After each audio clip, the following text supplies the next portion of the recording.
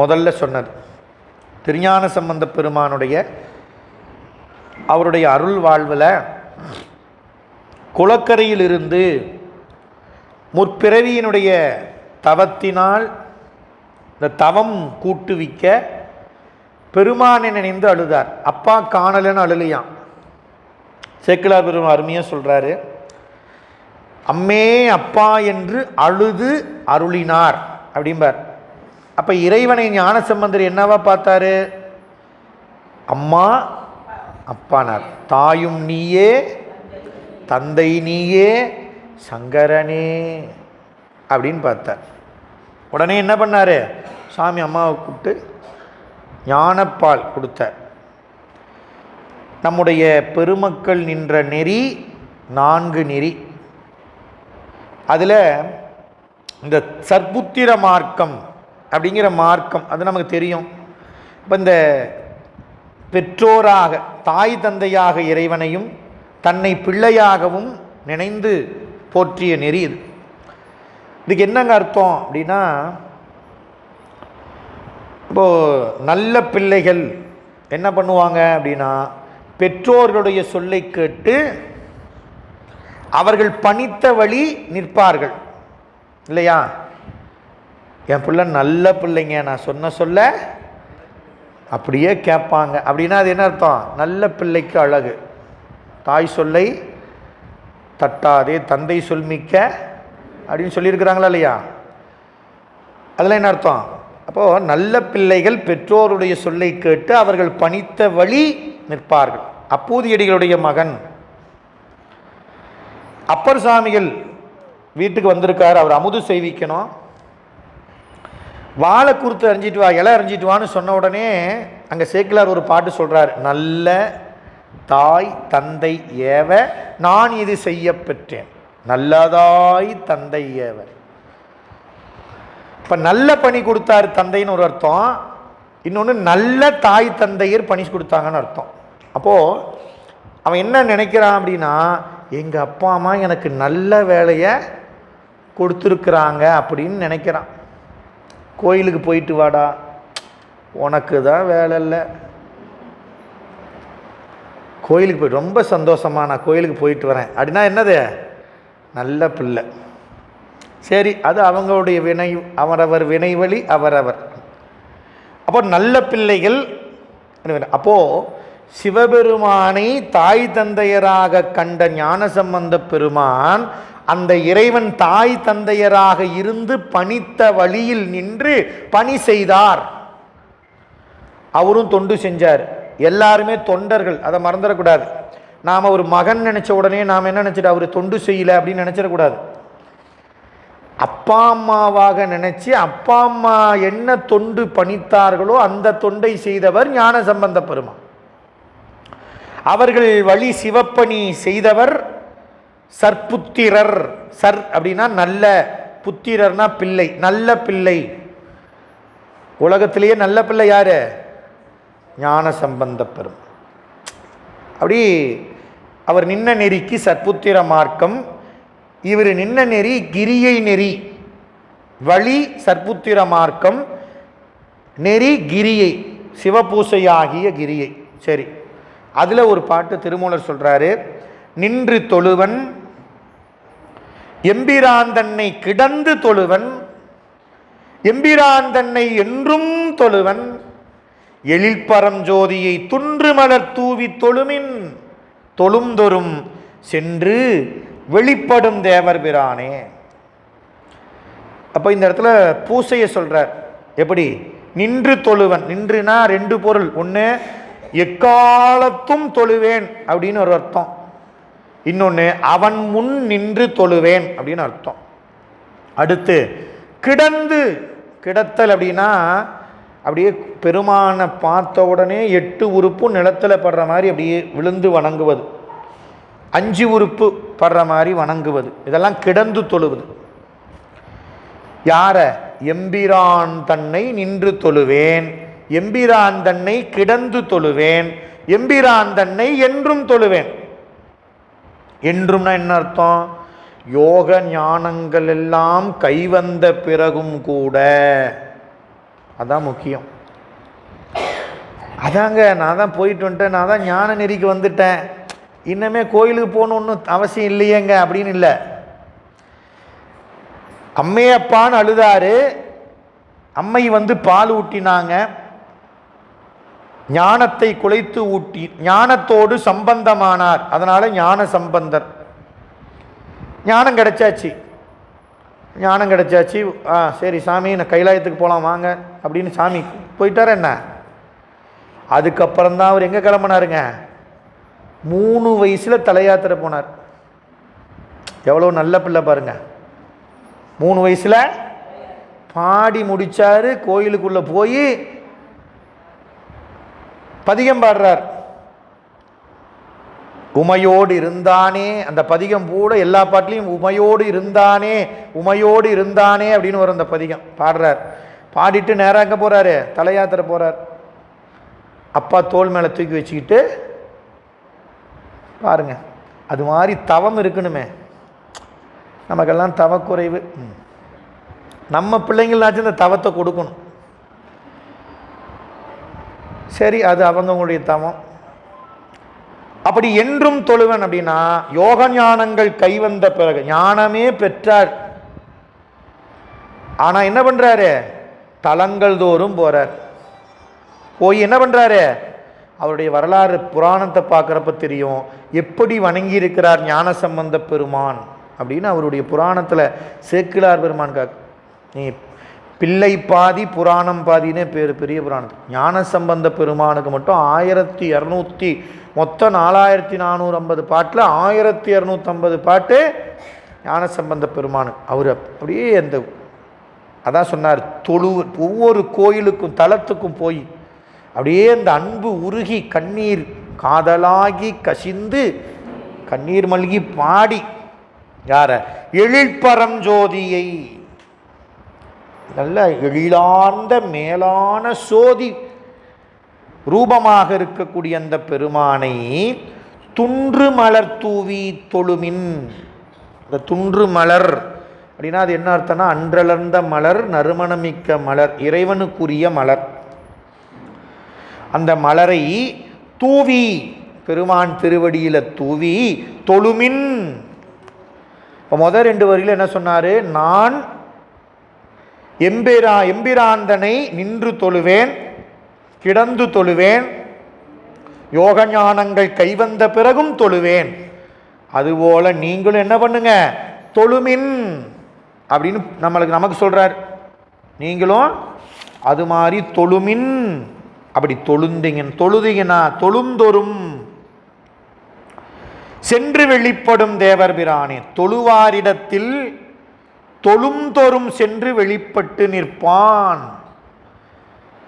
அவனை வணங்கும் பொழுது அவன் வெளிப்பட்டு நிற்பான், வணங்காத பொழுது வெளிப்பட மாட்டான். அதான் சொல்றார். அப்போ நமக்கு அபிராமி பற்று கூட அபிராமி ஒரு பாட்டு சொல்றார். நின்றும் கடந்தும் நினைப்பது உன்னை அப்படின்னு ஒரு பாட்டு சொல்றார். நம்ம பெரிய புராணத்திலேயும் ஒன்று. நின்றாலும் நடந்தாலும் மென்றாலும் துயின்றாலும் இமைத்தாலும் விழித்தாலும் மன்றாடும் மலர்பாதம் ஒரு காலும் மறவாமை. அதான் அந்த இடத்துல தொழுதல்னு அர்த்தம். தொழுதல் அப்படின்னு என்ன சொன்னாரு? காலையில் எந்திரிச்சிட்டு சாமி கும்பிட்டு சரிங்க ரைட்டு, அப்புறம் சாயந்தரம் வந்து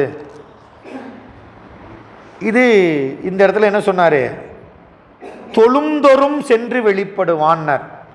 அப்போ தேவதேவனாகிய சிவபெருமானை உள்ளத்தில் நினைந்து இடைவிடாது சிந்தித்திருப்பவர்களுக்கு இறைவன் இடைவிடாது வெளிப்பட்டு நிற்பான். அப்படின்னா அருள் புரிந்து கொண்டே இருப்பான் அப்படின்னு அர்த்தம். அடுத்து தாச மார்க்கம். தாச மார்க்கம் என்பது அப்பர் சுவாமிகள் நின்று பணி செய்த வழி. தாசம் அப்படின்னா அடிமை, தாசன் அப்படின்னா என்ன அர்த்தங்க? அடிமைன்னு அர்த்தம். அப்படின்னு என்ன அர்த்தம்? ஒரு அடிமை எக்காலத்தும் தலைவனை விட்டு நீங்க முடியாது. அப்போ அடிமை போல இறைவனை விட்டு நீங்காது அவன் உணர்த்திய குறிப்பின் வழி தொண்டு செய்வது தாசமார்க்கம். ஒரு அரசன் இருக்கிறான்னு வைங்க, அந்த அரசனுக்குரிய பணியாளர்கள் அடிமைகள் அப்படின்னா என்ன பண்ணோம்? அங்கேயே இருக்கணும். அரசருக்குரியது அவர் நீராட்டுதல், அவருக்கு மாலை சூட்டுதல், அலங்காரம் பண்ணுறது, அதை எடுத்து கொடுக்குறது, இதை எடுத்து கொடுத்துறது எடுக்குங்க. அங்கேயே தான் இருக்கணும். எங்கேயாவது போயிட்டு வரலாமா? அரண்மனையை விட்டு நீங்காமல் எங்கேயே இருக்கணுங்க, அங்கேயே தான் இருக்கணும். அடிமை அப்படிங்கிறது. இப்போ இந்த தாசமார்க்கம் என்ற வழி சரியை தொண்டை செய்யக்கூடிய மார்க்கம். நீங்கள் வரிசை அப்படின்னு கணக்கு போட்டீங்கன்னா சரியை கிரிய யோகம் ஞானம், மார்க்கம் வரிசைப்படுத்தினீங்கன்னா சற்புத்திர மார்க்கம், தாச மார்க்கம், சகமார்க்கம், சன்மார்க்கம். ஆனால் பெருமக்களை வரிசைப்படுத்தும் பொழுது ஞான சம்பந்தர்ல முதல்ல அப்பர் சுவாமிகள் சரியை, ஞான சம்பந்த பெருமான் கிரியை நெறி, அப்புறம் நம்பி ஆரூரர். அதனால அந்த ரெண்டு இடத்தையும் நம்ம புரிஞ்சுக்கணும். ஞான சம்பந்த பெருமான் நின்ற வழி சற்புத்திர மார்க்கம், சரியை தொண்டு, கிரியை தொண்டு. அப்பர் சாமிகள் நின்றது தாச மார்க்கம், சரியை தொண்டு. சரியை தொண்டுன்னு என்னதுங்க? முதலே சொன்னது தான். சிவபெருமான் திருக்கோயிலில் திருவிளக்கு ஏற்றுதல், பூ கொய்தல், திரு அழகிடுதல், மெழுக்கிடல். இன்றைக்கெல்லாம் மெழுகிறதுனா என்னன்னே தெரியாது. யூடியூப்பில் போட்டு பார்த்தா தான் மெழுகிடுதல் என்றால் என்ன. நீங்கள் அதெல்லாம் போடக்கூடாதுங்கிறாங்க. ஒரு பக்கம் அப்படின்னா என்னன்னே அட தெரியலைங்க. எல்லாம் மொசைக்கு போட்டாச்சுங்க, மாப்பு வச்சு தேய்ச்சிட்டு போயிடுறேன் வீட்லேயே. அப்புறம் எங்கே போய் எனக்கு மெழுகிறதுலாம் தெரியுது. என்னையா விசேஷ காலத்தில் கூட எங்கேயாவது ஒரு பக்கம்தான் சாணம் தெளிக்கிறது உண்டு. அந்த மெழுகுதல் என்பது அந்த தரையே பசுஞ்சாணத்தினால் அப்படின்னு மெழுகுவதுன்னு சொல்லுவாங்க. அது மாதிரி சிவபெருமான் திருக்கோயிலை மெழுகிடணும். இந்த கோயிலையே மொசைக்கு போடுறாங்களே, சரி, மெழுகிடுதல், அப்புறம் அவனை வாழ்த்துதல், அப்புறம் திருக்கோயிலில் மணி ஓசை அடித்தல், திருமஞ்சனத்துக்குரிய பொருள்களை கொண்டு சேர்த்தல். உடம்புனால என்னென்ன சிவபெருமானுக்கு என்னுடைய உடலால் சிவபெருமானுக்கு உடல் உள்ளம் உரை மனம் வாக்கு காயத்தினால் சிவபெருமானுக்கு செய்யக்கூடிய தொண்டு சரியை தொண்டு. அந்த சரியை தொண்டு எப்படி செய்யணும்? தாச மார்க்கத்திலிருந்து செய்யணும். அந்த தொண்டை செய்கிறப்ப எப்படி இருக்கணும் நம்ம எண்ணம்? நான் அடிமைங்க, என்னுடைய தலைவனுக்கு பூ கொண்டு போகிறேன், நான் சாமிக்கு பூ கொண்டு போகிறேன் அப்படி சொல்லக்கூடாது. என் தலைவனுக்கு நான் பூ கொண்டு போகிறேன். இந்த பூ யாருக்கு?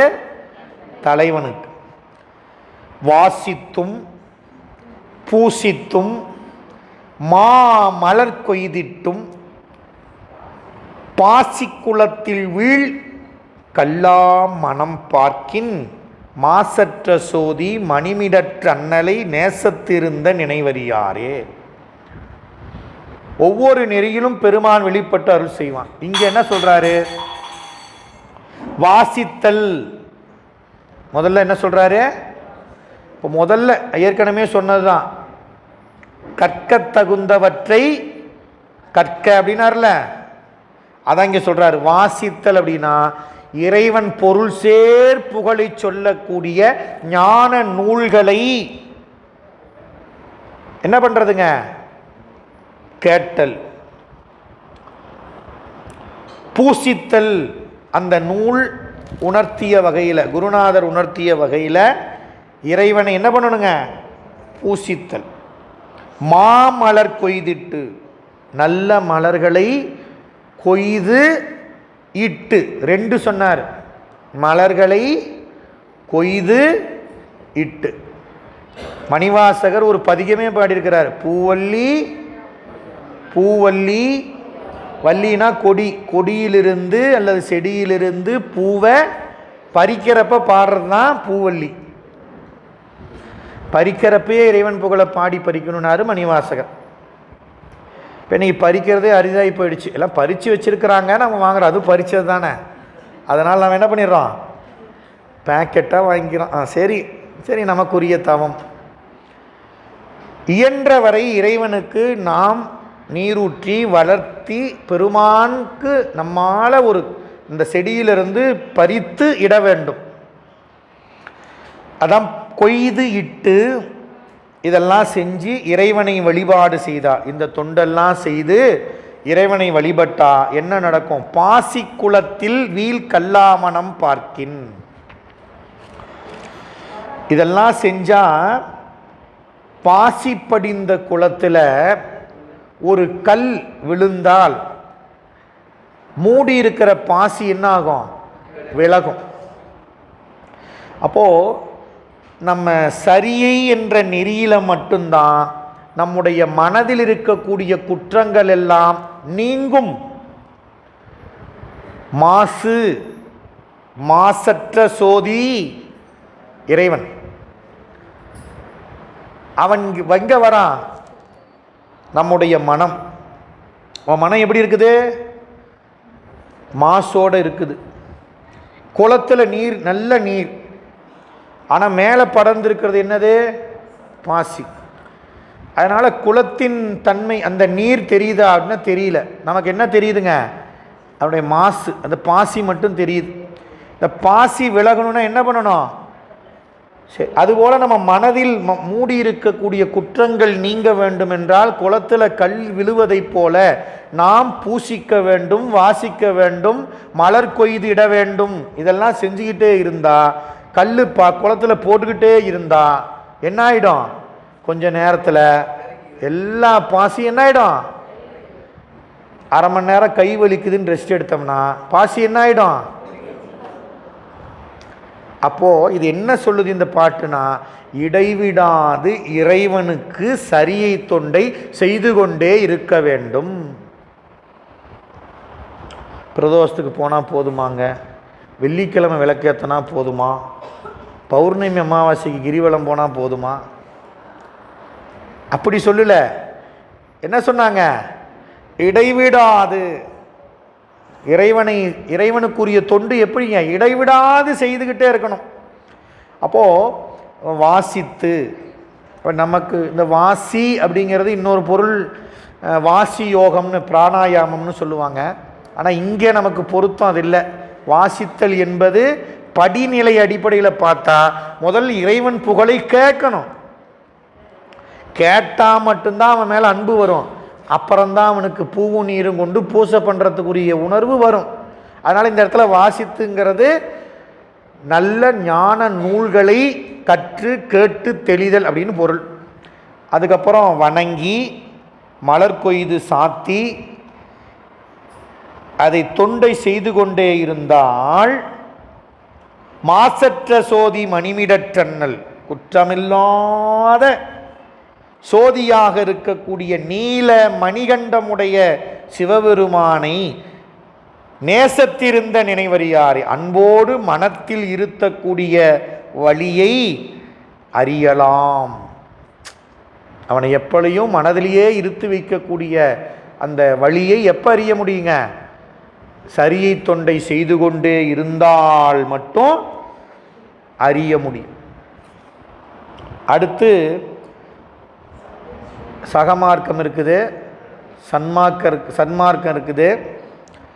இந்த 4 நெறியில் ஞானம் பெற்ற ஆன்மாக்களுக்கு இறைவன் முத்தி கொடுக்கிறான். இந்த முத்தியை சைவ சித்தாந்தத்தில் சொல்லும் பொழுது அபரமுத்தி, பரமுத்தி, பதமுத்தி அப்படின்னு சொன்னாங்க. எவ்வளோ உயிர்கள் பிறவிக்கு வருது,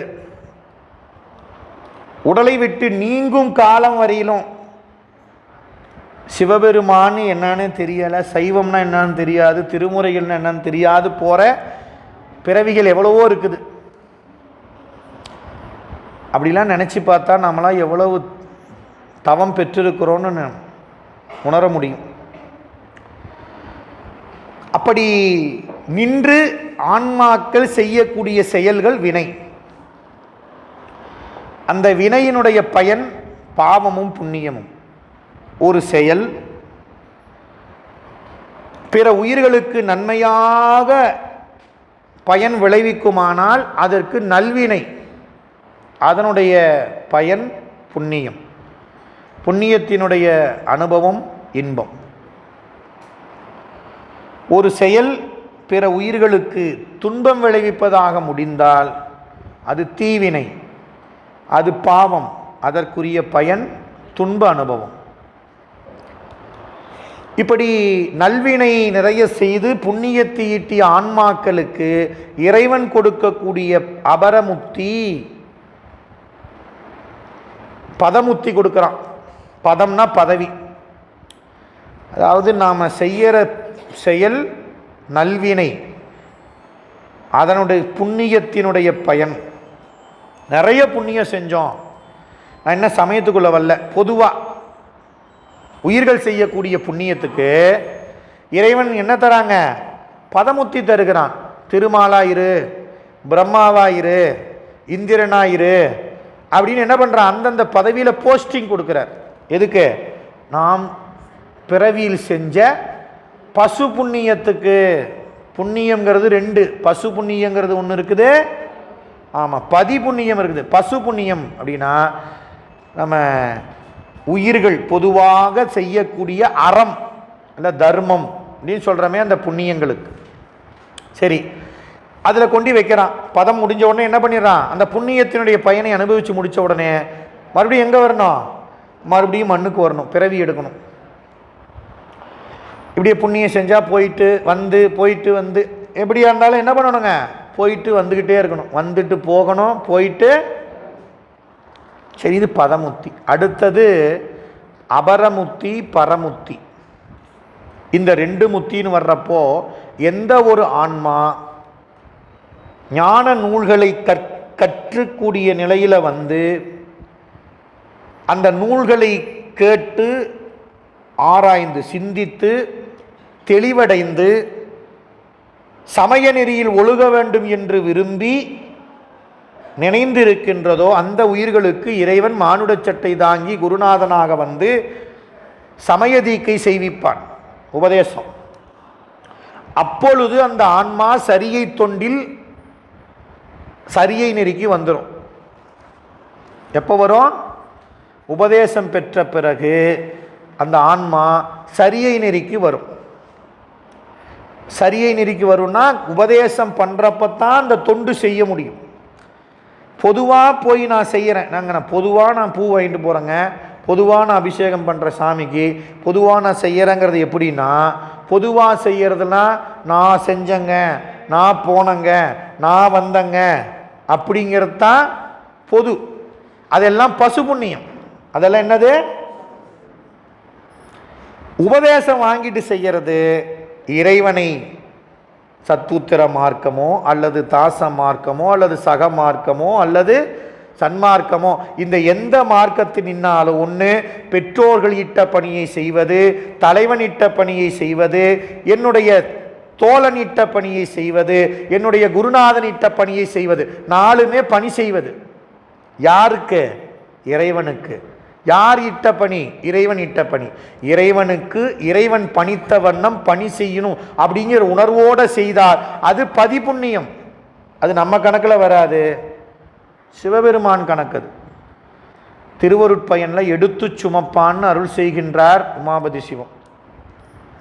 அந்த வினைகளை எல்லாம் சிவபெருமான் எடுத்து சுமக்கிறான்ட்டார்.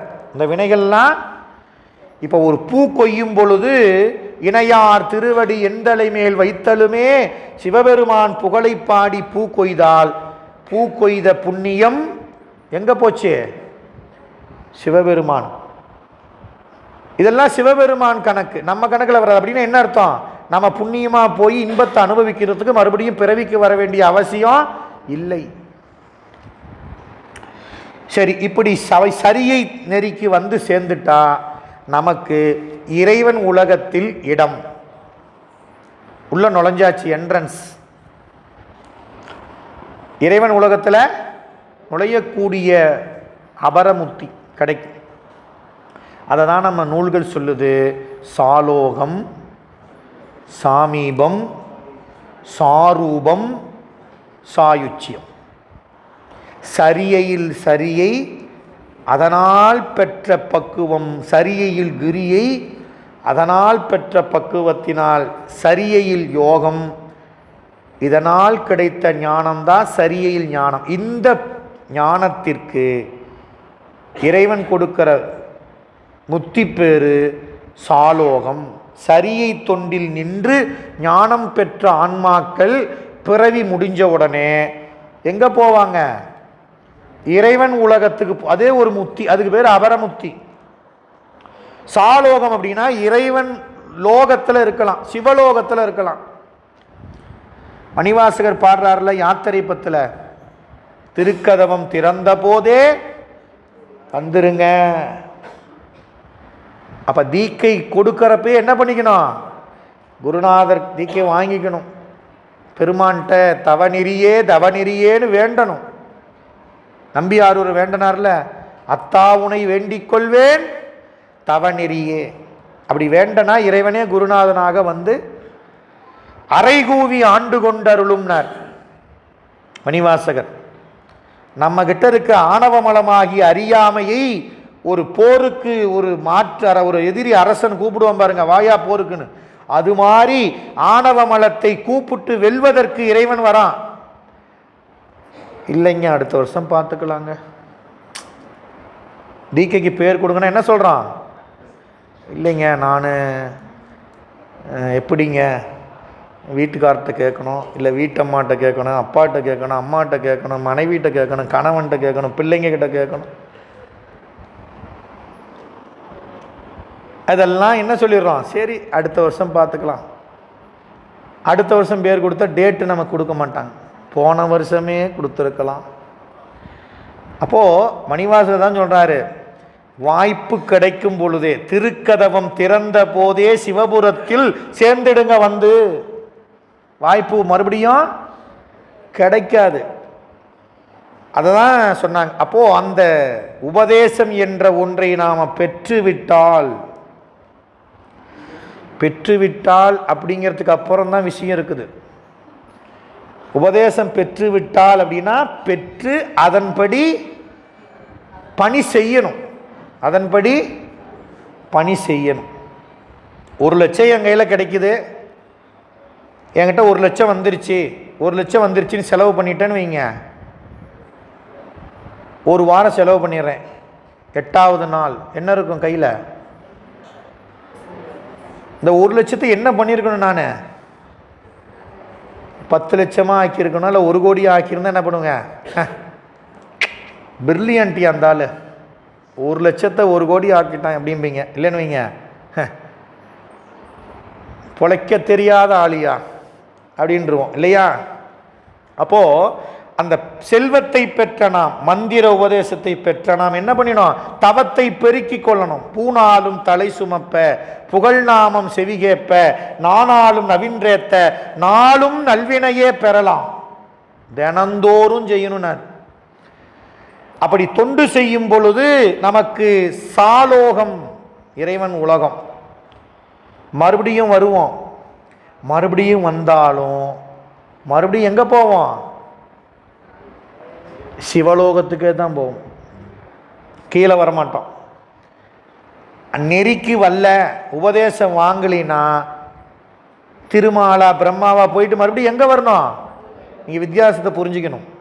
மறுபடியும் மண்ணுக்கு வரணும். மண்ணுக்கு வந்தால் எந்த பிறவியோ தெரியாது. ஏன்? பழைய கணக்கு சிவபெருமானுக்கு தான் தெரியும். மறுபடியும் என்ன பிறவியில் போடுவாரோ. ஆனால் சாலோகத்துக்கு போயிட்டு மறுபடியும் வரக்கூடிய ஆன்மாக்கள் அந்த தவத்தினுடைய தொடர்ச்சியோடு தான் வரும். அப்போ சரியையில் ஞானம் பெற்ற ஆன்மா அடுத்த பிறவியில் என்ன பண்ணும்? கிரியை நெறிக்கு வந்துடும். கிரியையில் சரியை, கிரியையில் கிரியை, கிரியையில் யோகம், கிரியையில் ஞானம். இந்த பக்குவத்தை அடைந்த ஆன்மாக்களுக்கு இறைவன் சாமீபம் என்ற முத்தியை தருவான். அப்படின்னு என்ன அர்த்தம்? ஊருக்குள்ள இருந்த நாம வீட்டுக்குள்ள போயிடுவோம். ஊருக்குள்ள இருந்த நாம வீட்டுக்குள்ள போயாச்சு. எங்க? சிவபெருமான் இருக்கிற வீட்டில் நானும் இருக்கிறையா அப்படின்னு சொல்லிக்கலாம். மறுபடியும் வந்தா யோக நெறியில் சரியை, யோகத்தில் கிரியை, யோகத்தில் யோகம், யோகத்தில் ஞானம். இந்த பக்குவமடைந்த ஆன்மாக்களுக்கு இறைவன் கொடுக்கிற முக்தி சாரூபம், தன்னுடைய உருவத்தையே கொடுத்துறார். நெற்றியில் கண்ணல், நாட்பெரும் தோழர், நீரணி மேனியர் அநேகர், பெற்றமேல் கொண்ட தம்பிரான் அடியார் எல்லாம் தலைமையாம் பணியும், மலர்க்கையில் சுரிகையும் பிறம்பும். நீங்க அதிகார நந்தியினுடைய திருக்கோலம் என்னன்னு பார்த்தா சிவபெருமானிய மாதிரியே தான் இருப்பார்.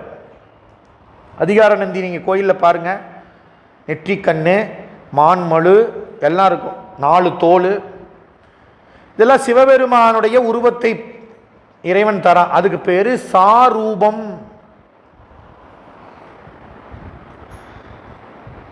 அதன் பிறகு ஆன்மாக்கள் ஞான நெறியில் நின்று ஞானத்தில் சரியை, ஞானத்தில் கிரியை, ஞானத்தில் யோகம், ஞானத்தில் ஞானம் என்ற அந்த நிலையை அடையும் பொழுது இறைவன் தன்னோடு என்ன பண்ண, 2 கலக்க செய்வான். அதுக்கு பேர் தான் சாயுச்சியம், வீடு பேரு பரமுத்தி.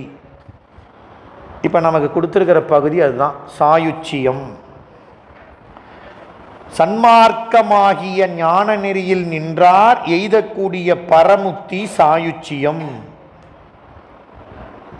இது இறைவனோடு 2 கலத்தல். சாயுச்சியம் அப்படிங்கிறது ஒன்றினும் விருப்பு வெறுப்பற்ற நிலை.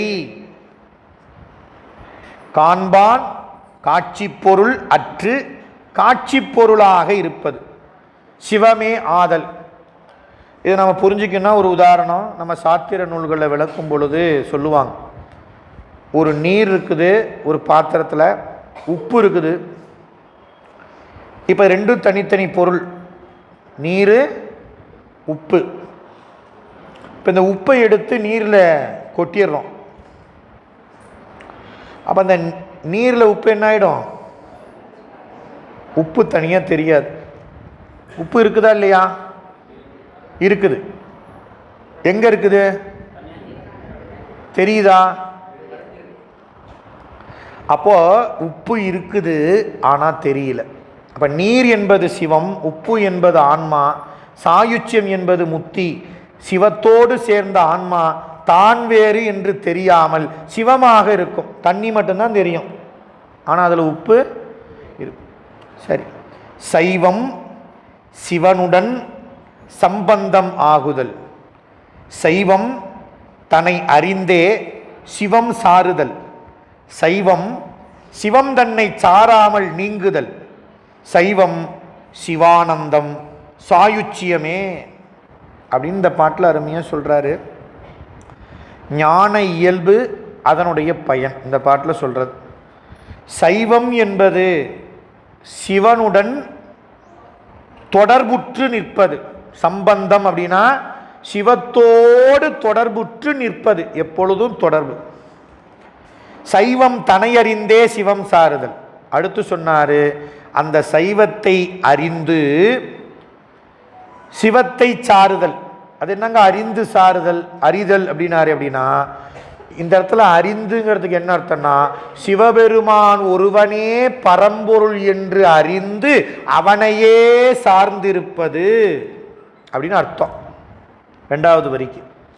3வது சொன்னாரு, சைவம் சிவன் தன்னை சாராமல் நீங்குதல். அது என்னங்க சாராமல் நீங்குதல்ங்கிறாரு? சாருதல்னாரு, நீங்குதல்ங்கிறாரு. அப்படின்னா அது என்ன சொன்னார்னா, சைவம் சிவம் தன்னை சாராமல் நீங்குதல் அப்படின்னா சிவத்தை சார்ந்து விட்டால் தான் மற்றவற்றை சார்ந்துள்ளோம் என்ற நினைப்பை அறுதல் அர்த்தம். சாராமல் அப்படிங்கிற வார்த்தைக்கு சிவத்தை தவிர ஏனையவற்றை சாராமல் நீங்குதல் அப்படின்னு அர்த்தம். சிவத்தை தவிர ஏனையவற்றை சார்ந்திருக்காமல் இருப்பது. உடம்பு, உலகம், உடைமை இதெல்லாம் சாராமல் இருப்பது, அதான் நீங்குதல். சைவம் சிவானந்தம். அப்ப அந்த சிவத்தோடு 2 கலக்கும் பொழுது சிவானந்தமாகவே விளங்குவது. அந்த அந்த நிலைக்கு பேரு தான் சாயுச்சியம். இப்போ சாயுச்சியமே சைவம் அப்படின்னார். சிவத்தோடு கூடியிருப்பது, சிவத்தோடு இரண்டர கலப்பது, அப்படி கலந்த பின்பு இன்பமயமாகவே ஆவது அப்படின்னு 3 திறம் சொல்லிட்டார். சிவத்தோடு கூடியிருப்பது, முதல்ல தொடர்புற்று இருப்பது, அப்புறம் இரண்டர கலப்பது, அப்புறம் இன்பமயமாகவே ஆவது. இதான் சைவம். அப்போ சார்ந்து நின்ற பிறகு தான் ரொம்ப முக்கியம். சிவபெருமானை சார்ந்து நின்ற பொழுது பிரிதொன்றை சாராது விட வேண்டும். அதான் நெறிக்கு முக்கியம். உபதேசம் வாங்கிட்டங்க, நான் அப்படி பண்ணலாமா இப்படி பண்ணலாமா கேள்வியே கேட்கக்கூடாது. நமக்கு தெய்வம் யாரு? சிவபெருமானுங்க. இதை கொடுத்தது யாரு? சிவபெருமானுங்க. இந்த ஃபோன் யாருது? சிவபெருமானுதுங்க. நீ யாரு? நான் சிவபெருமான் அடிமைங்க. எல்லாம் யாருது? சிவபெருமான். அந்த உணர்வு மட்டும்தான் நம்ம அறிவில், நம்ம அறிவின் கண் இருக்க வேண்டுமே தவிர, இல்லைங்க பரவாயில்லைங்க அவரும் கடவுள் தாங்க, இவரும் அவரு தாங்க, இவரையும் பார்க்கலாங்க, அவரையும் பார்க்கலாங்க, அதையும் பண்ணலாங்க, இதையும் பண்ணலாங்க அப்படிங்கிறது நெறி சொல்லவே இல்லை. அதான் சாராமல் நீங்குதல்ன்ட்டார். எப்போ நாம் பிற சார்பையெல்லாம் விடுறோமோ அப்போ தான் பெருமானோடு என்ன பண்ண முடியுங்க? சேர முடியும்.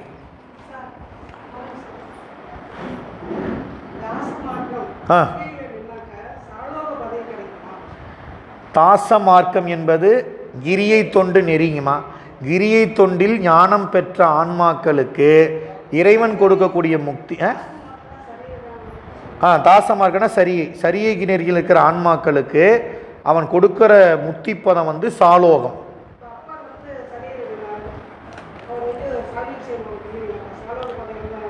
அதாவதுங்கம்மா அப்பர் அதான் நான் முதல்ல சொல்லிட்டேன், நால்வர் பெருமக்களை இந்த நெறியில் வரிசைப்படுத்தி பொருத்தக்கூடாது.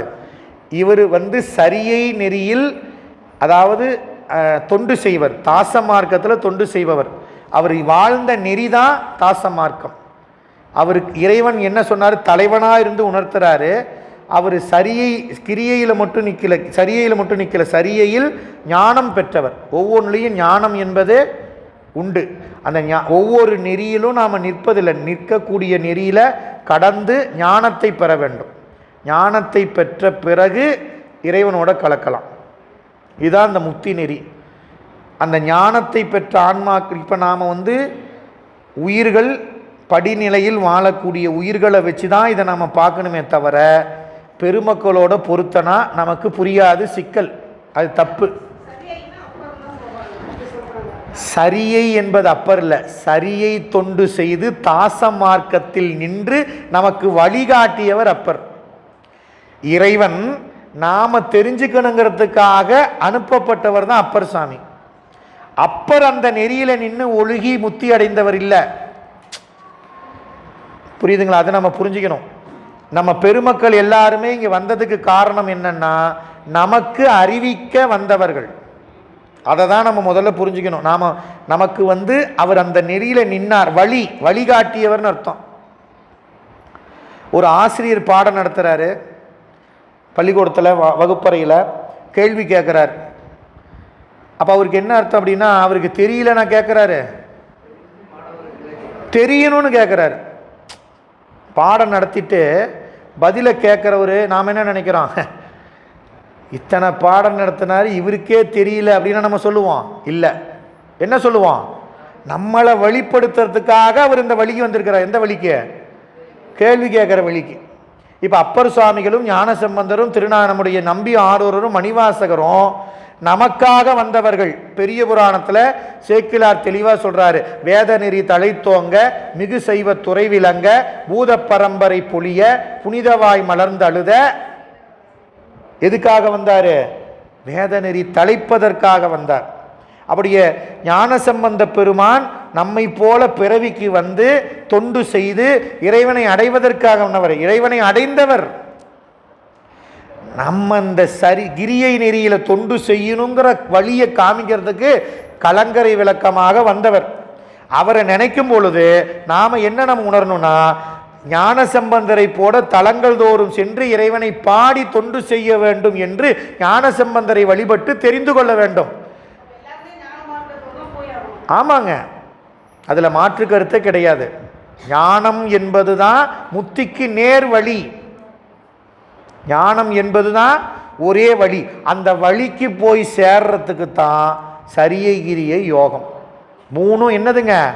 ஞானம்ங்கிற முத்தி செல்வதற்குரிய வழிக்கு உதவுவது சரியைகிரிய யோகம். மூணும். இதனால் நமக்கு ஞானம் விளையும். ஞானம் விளைந்தால் அந்த ஞானம் முத்திக்கு நேர் வழி. அதனால் முதைய சொல்லிட்டேன், ஞான சம்பந்தர், திருநாவுக்கரசர், சுந்தரர், மாணிக்க வாசகரை வச்சு சரியகிரி யோகத்தையெல்லாம் பொருத்தி பார்த்தீங்கன்னா நம்ம நூல்களில் சொன்ன உண்மையை, தெளிவை உணர முடியாது. அவர்கள் வழிகாட்டினவங்க, அவ்வளோதான். இந்த நெறியில் தொண்டு செய்ய வேண்டும் என்று காட்டி சென்றவர்கள். இப்படி செய்யணும் அப்படின்னு செய்யறதுனால இவருக்கு தெரியாமல் செய்யறாரு, தெரிஞ்சுக்கிறதுக்காக செய்யறாருன்னு அர்த்தம் இல்லை. நமக்கு தெரியணும்னு தொண்டு செய்தார். சரிங்களா? சரிங்களாம்மா? சரி. அதனால சாயுச்சியம் என்பது எப்ப ஒரு ஆன்மா படிநிலைகளில் சாலோகம், சாமீபம், சாரூபம், அதன் பிறகு ஞானத்தை வழியில் நின்று, ஞான நெறியில் நின்று சிவஞானம் விளைவித்து பெருமான் விளைவிக்க அந்த சிவானந்தத்தில் தன்னை இருத்தி கொண்ட ஆன்மா இந்த உடம்பை விட்டு நீங்கிய பிறகு இறைவனோடு சென்று இரண்டர கலந்துவிடும். அதுதான் சாயுச்சியம். சாயுச்சியம் இன்பமயமாக இருக்கும். சரி, இப்போ அடுத்து புறச்சமய தூஷணம் அப்படிங்கிற பகுதியில் ஒரு பாட்டு கொடுத்துருக்குறாங்க. புறச்சமய தூஷணம், அதாவது நம்முடைய சித்தாந்த சைவம் அல்லாத சமயங்களை நம்முடைய சிவஞான சித்தியாரில் 2 பகுதியாக அருளி இருக்கிறார். அதில் சுபக்கம் பரபக்கம்னு இருக்குது. அதில் பரபக்கம் என்பதில் விரிவாக கொடுத்துருக்கிறாரு. சமயங்களை புறப்புறச்சமயம், புறச்சமயம், அகப்புறச்சமயம், அகச்சமயம் என்று உண்டு. ஒவ்வொன்றுலேயும் 6 சமயங்கள் இருக்கின்றன, 24 அப்படின்னு சைவ சித்தாந்தத்தில் பார்ப்போம். அப்படி சைவமல்லாத அகம் புறம் என்று இருக்கக்கூடிய சமயங்களை நாம அந்த சமயத்தில் சொல்லியவற்றை மறுத்திருக்கிறார்கள். சைவ சித்தாந்தம் மறுத்தல்னா என்ன அர்த்தம்? அது உண்மை இல்லை, இதுதான் உண்மை என்று தெளிய வைத்திருக்கிறார்கள். அதான் மறுத்தல்ங்கிறதுக்கு அர்த்தம். அப்ப சிவபரத்துவத்தை உணர்த்தி இருக்கிறார்கள். அப்ப சிவஞான சித்தியாரில் பரபக்கம் என்பது புறச்சமயத்தை சாடுவதற்கு செய்யப்பட்ட நூல் இல்லை, அதில் சொல்லப்பட்டது உண்மை இல்லை என்று சிவபரத்துவத்தை நமக்கு நம்ம அறிவில் நிலைநிறுத்துவதற்காக செய்த நூல்தான் அது. அப்ப நம்ம புறச்சமயத்தை சாடுவது நம்ம வேலை இல்லை, புறச்சமயத்தில் சொல்லப்பட்டது உண்மை இல்லை என்று நிலைநாட்டுவது. பாருங்க, உள்ளத்தும் உள்ளன் புறத்து உள்ளன் என்பவர்க்கு உள்ளத்தும் உள்ளன் புறத்தும் உள்ளன். எம் இறை உள்ளத்து உள்ளன் என்பவர்க்கு உள்ளத்துள்ளன், எம் இறை புறத்துள்ளன் என்பவர்க்கு புறத்துள்ளன். எம் இறை உள்ளத்தும் இல்லை என்பவர்க்கு உள்ளத்தும் இல்லை, எம் இறை புறத்தில்லை என்பவர்க்கு புறத்தில்லை தானே அப்படின்னு சொன்னார். தெளிவா 4 வரியில திருமூலர் அருளுகிறார். இப்ப உள் புறம் 2 சொல்லியிருக்கிறார். உளன் இளன், அதான் இந்த பாட்டு. உள்ளம் அகம் புறம், அகத்து உள்ளன் அகத்து இல்லை, புறத்து உள்ளன் புறத்தில்லை. இதுதான் கையாண்டிருக்கிறார் இந்த பாடல்ல. அப்போ என்ன சொல்லுது இந்த பாட்டு அப்படின்னா, அவரவர் நிலைக்கு ஏற்ப நின்று அருளுபவன் சிவபெருமான். அவ்வளவுதான். உள்ளத்து உள்ளன் அப்படின்னா உள்ளம் அப்படின்னா அகம். இந்த இடத்துல உயிர்னு அர்த்தம். உள்ளம் என்பதற்கு உயிர் என்று பொருள். உயிரிடமாக விளங்குகின்றான் இறைவன் என்று யாரெல்லாம் உணர்ந்து நிற்கிறார்களோ அவர்களுக்கு அவர்கள் உயிரிடமாக கொண்டு இருந்து அருள் புரிவான். உள்ளத்தும் உள்ளன் என்பவர்க்கு உள்ளத்தும் உள்ளன். சரி, வேறாக வெளியில் இருக்கின்றான் என்ற ஞானிகளுக்கு வேறாக வெளியில் நின்று அருள் வழங்குவான். புறத்து இருப்பவன் என்று நினைந்து போற்றக்கூடியவர்களுக்கு அவர்கள் நினைக்கக்கூடிய புறப்பொருளிலும் இருந்து அருள் செய்வான். இப்போ இந்த புறப்பொருள் இருக்கிறாங்கிற எண்ணம் எப்போ வரும்னா, உள்ள இருக்கிறான்னு நினைச்சாதான் புறப்பொருள் இருக்கிறான்ங்கிற உணர்வு வரும். இங்கே அப்பர் சுவாமியினுடைய நின்ற திருத்தாண்டகம் அதில் தெளிவாக கொடுத்துருக்கிறார். இருநிலனாய் தீயாய் அப்படின்னு கொடுக்கிறார். நீயாகி நானாகி தாயாகி தந்தையாய் சார்வுமாகி பழமாகி காயாகி பழமாகி பழத்தில் நின்ற ரதங்கள். இது அத்தனையும் யாரு? எம்மடிகள் நின்றவாறே. எம்மடிகள். அப்போ ஞானம் வாய்க்கப் பெற்றவர்கள் தம்முள் தம் உயிரிடமாக சிவபெருமான் இருக்கின்றான் என்று நினைப்பார்கள். அவர்கள் அவரவர் நினைவுக்கு ஏற்ப சிவபெருமான் உயிரிடமாக இருந்து அருள்வான். அவர்கள் புறத்திலே எந்த பொருளை கண்டாலும் சிவமாக கருதுவார்கள். அதனால் அவர்கள் நினைப்புக்கு ஏற்ப சிவபெருமான் புறப்பொருளை இடமாக கொண்டு நின்றும் அருளுவான். அதனால தான் அப்பர் சாமிக்கு தீ சுடல. ஏன்? அவர் நெருப்புன்னு நினைக்கல, சிவபெருமான் திருவடி நினைச்சார். கொடுத்த பால் சோர்ல விஷம் நினைக்கல, பெருமான் கொடுக்கிற திரு அமுதம் நினைச்சாரு. அது உள்ள போகிறப்ப திருவமுதமா இருந்துச்சு, விஷ அமுதமா இல்லை. இப்படி ஒவ்வொன்றிலும் இறைவனை நினைந்து வாழ்ந்தார்கள். அதனால் அவர்களுக்கு நினைக்கிற பொருளில் எல்லாம் சிவம் எழுந்தருளி இருந்து அருள் செய்தான். நீங்களும் நினைச்சு பாருங்க, சாமி அங்கிருந்து அருள் செய்வார். நான் வேனில் போறேன்னு நினைக்காதீங்க, சிவபெருமான் என்னை கூட்டு போறாருன்னு நினைச்சு பாருங்க. அந்த போற வேனில் சிவபெருமான் இருப்பார், டூ வீலர்ல இருப்பார், தனியாக நடந்து போன கூட இருப்பார். அதனால தான் நம்ம பெருமக்கள் சொன்னாரு கருத்தானை. அப்பர் சாமி என்ன சொன்னாரு? சிவபெருமான கருத்தானைனார். என்னது? நீங்க எப்படி நினைக்கிறீங்களோ அப்படி. சிவபெருமான் அழிச்சிடுவாரு. யார் மேல தப்பு? ஏங்க சிவபெருமான் அழிச்சிடுவார்னா அவர் அழிக்கிறவரா? இப்போ நாம் எங்கே நினைக்கிறோம், என்ன நினைக்கிறோம்? இப்போ சிவபெருமான் அழிக்கிறவர்லாம் இல்லைங்க. அவர் படைத்தல், காத்தல், அழித்தல், மறைத்தல், அருளல்னு 5 தொழிலையும் செய்கிறவர். நீங்கள் வேணுனாலும் செய்கிறத நிறுத்த போகிறதில்ல, வேணானாலும் செய்ய போகிறது இப்படி கிடையாது. அவன் செய்கிறத அது பொது. உயிர்களுக்கு கருணை செய்வது தான் கருணையே உருவமாகின்னு சேக்கிலார் பண்ணார். அதனால் அருமையாக சொல்லிட்டார். சரி, இது உணர்ந்த ஞானிகளுக்கு.